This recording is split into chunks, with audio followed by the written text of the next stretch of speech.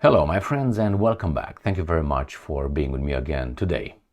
A little update from the Ukraine front. First, Putin makes a statement, and you can think it's true or not true. He says that strategic initiative in Special Operations Zone, which is the line of contact in Ukraine, entirely in hands of Russian forces. That's according to Putin. Now, is he high? Is he supplied faulty information? We'll see what evidence he provides. The second topic, Ukraine front to collapse next year. And this comes from a pro-Russian fighter, UK pro-Russian fighter. We're going to debate the main question. How do you know?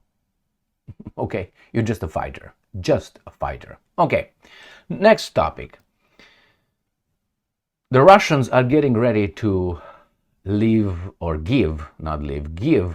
the last punch to Pokrovsk, according to Zelensky, and you should believe Zelensky because Zelensky never lies. He says that Russian troops receive orders to storm positions in Pokrovsk sector at all costs. Well, the map shows that Pokrovsk is basically dead, faced down, in the water, floating downstream, bloated. It's already done.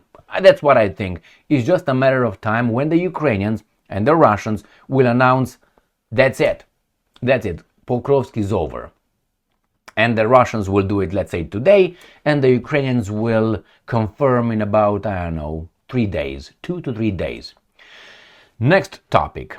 Russia attacks Ukraine with 183 drones overnight and hits 11 locations. Then we have a missile, Russian missile, who struck and caused a big fire in Pryluky oil depot. I will show you in Ukraine, in Chernihiv or Chernigov Oblast in Ukraine, north, a little bit northeast. I will show you the maps where that occurred.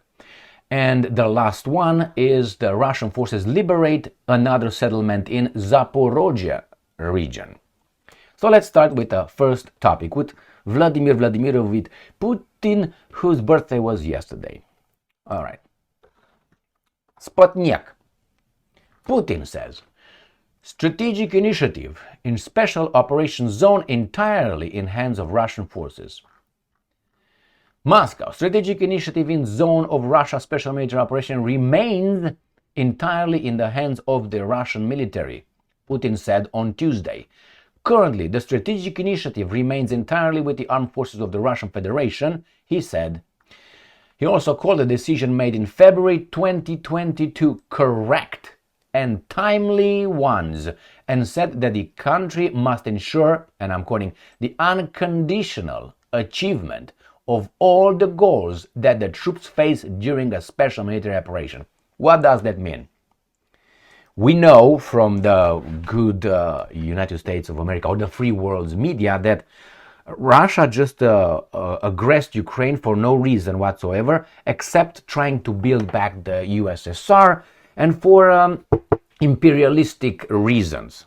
Okay, that's what. And when it starts, it will never end. It starts now with Ukraine, or if you want to use Georgia, that's a different story. But Georgia did not prove the cause because they didn't conquer Georgia. Anyway, in 2008, when Saakashvili attacked South Ossetia and killed some Russians, that's how it started, okay? Pushed by the same guys, but the same guys were afraid then to intervene. Why? Look at the map, and Georgia kind of can't be supplied, like Ukraine.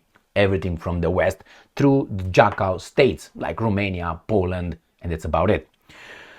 So, then he says he wants unconditional achievement. What achievement? All the goals. So they had goals? Yeah, and imperialistic goals. You know that Russia intervened over there for a few reasons, like the genetically Russians living, I'm not going to say Russian speaking. I can live in Russia and speak, French, and I'm a French already. No, I mean, genetically, that's how we go. We don't go by what you identify is. So anyway, those Russians in then political country of, Ukraine, was massacred by Kiev with the help of those guys over there. That's how it started. With the coup d'etat in 2014. We're not going to go back to that. So they said we have to achieve 4 goals in Ukraine. 4 goals. Oh my God. So they had a reason? Oh, the reasons we don't accept them. That is, they don't exist. They said denazification, recognition of those regions that they're now taking over, and they voted to referendum to come and join Russia. Then they said demilitarization of Ukraine, no NATO, neutral state of Ukraine. That's it. That's it. Democracy, if they want to join the European Union, they didn't care. They were not supposed to join any military alliance. That's all. The 1994 Budapest Memorandum signed neutrality of Ukraine was you don't join any military bloc. In 2008, the imbecile George W. Bush, the illiterate one, who also went to Harvard and Yale, Ivy League schools.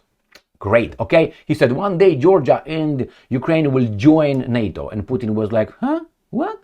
What are you talking about? Anyway, so that's what he's talking about. And when he says the unconditional, that means we don't negotiate those. As I said, there are 4 non-negotiable items when these guys are going to talk with the Americans. And the Americans are like, you already know it. They got into it for those 4, 5, 6 reasons. But the main one, I just mentioned them to you. So that's it. He said, we are advancing, we control the situation. Now, that's what he says. It doesn't mean that is the truth. So let's see the exact quote. Now, that one right here.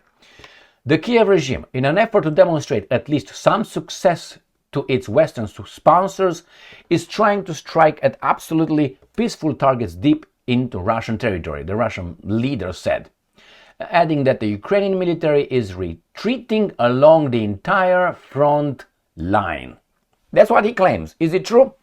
Well, every day, I read from both the Russian media and the Ukrainian media. I ignore these jackals. I use only the other jackals.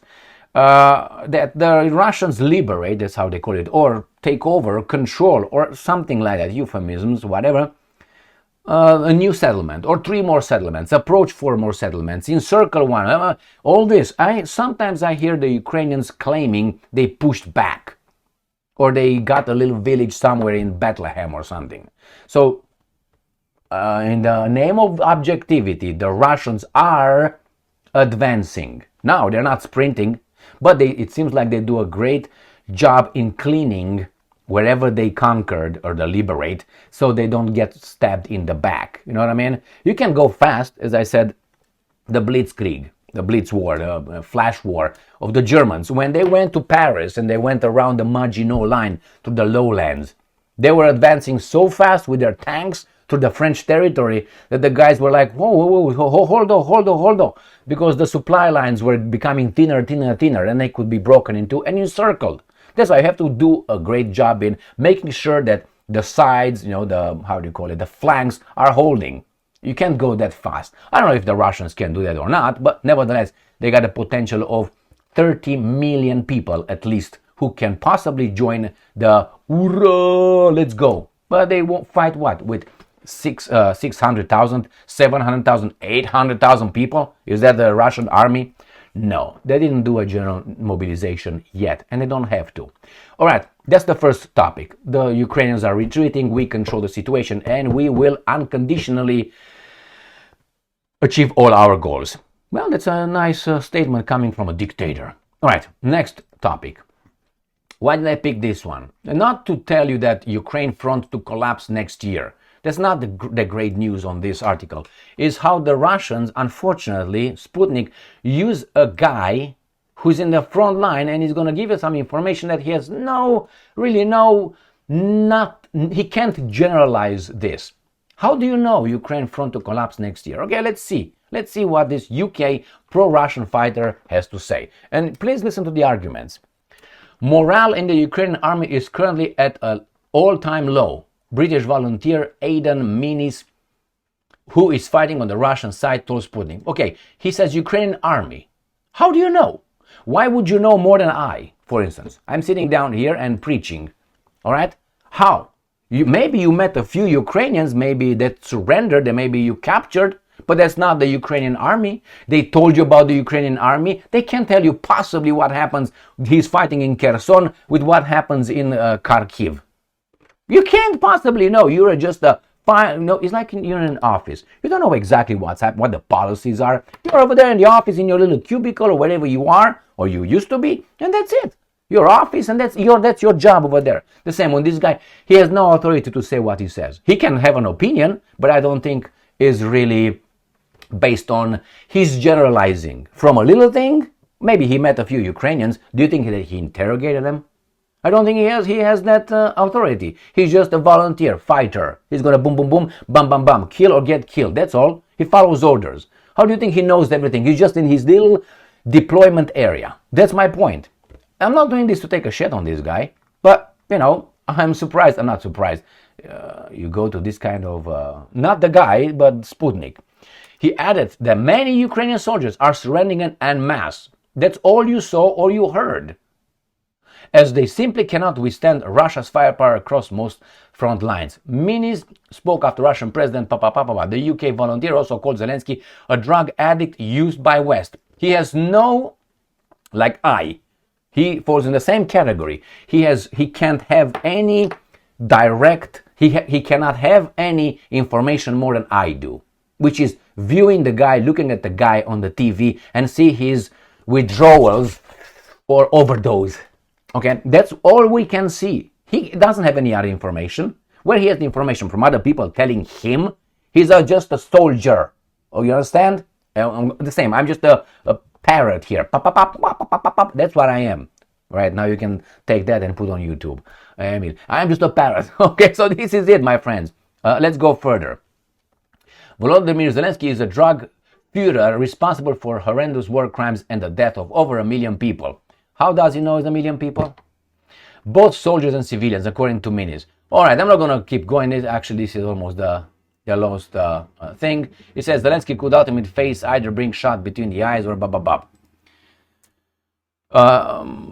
I think the front will possibly collapse next year at the latest, or maybe this year. Could. It still have about, 2 months or something like that. But I think next year is very possible to collapse and everything not ends.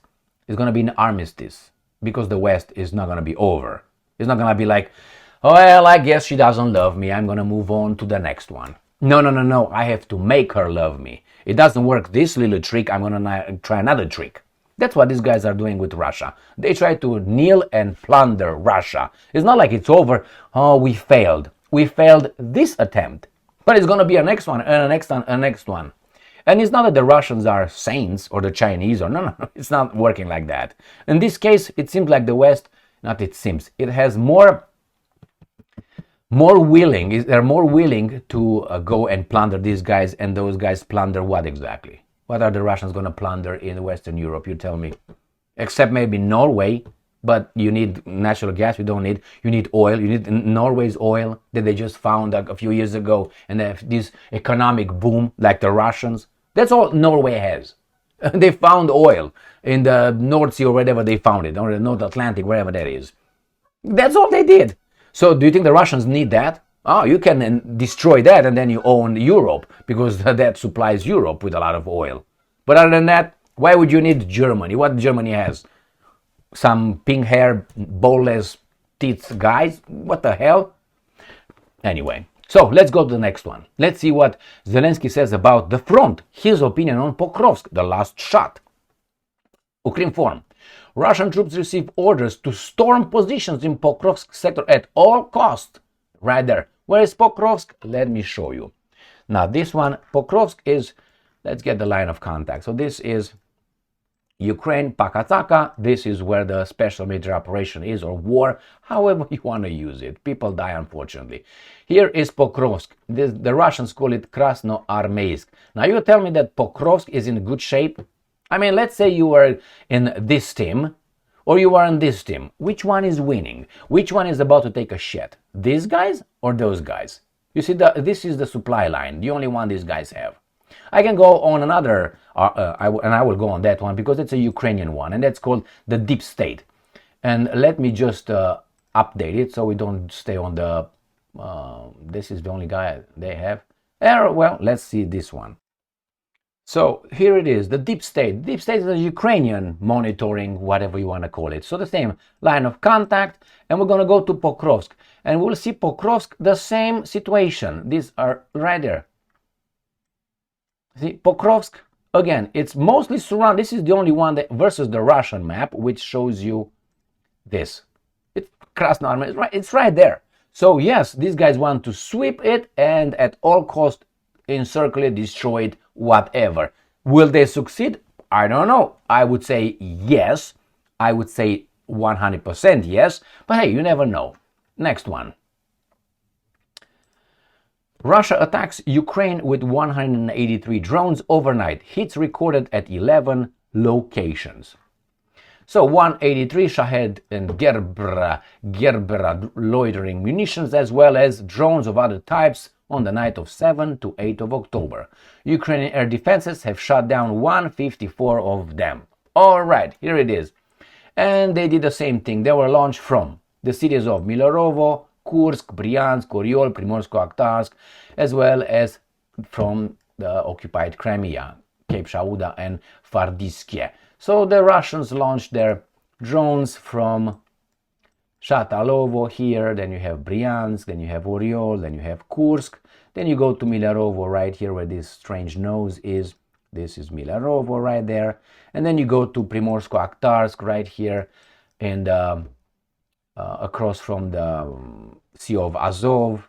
This is Primorsko-Akhtarsk, and this is from the Crimean Peninsula in here. Okay, all right, now Cape Shauda is right here. All right, the other one somewhere.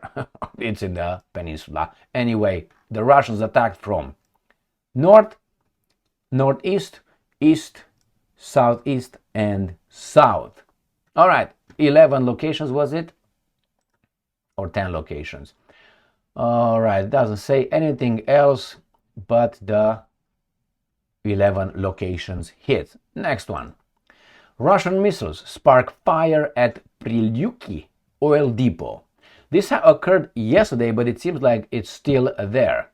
Emergency crews, Russian forces fired a missile, this is a missile, at the oil depot in the city of, I will show you the map, Pryluky in Ukraine's Chernihiv Oblast, sparking a massive fire. Regional government telegram on October 8th. I thought it was yesterday they attacked it, but these guys say today, but I think it's about yesterday, but doesn't say it. But where is that located? I will show you.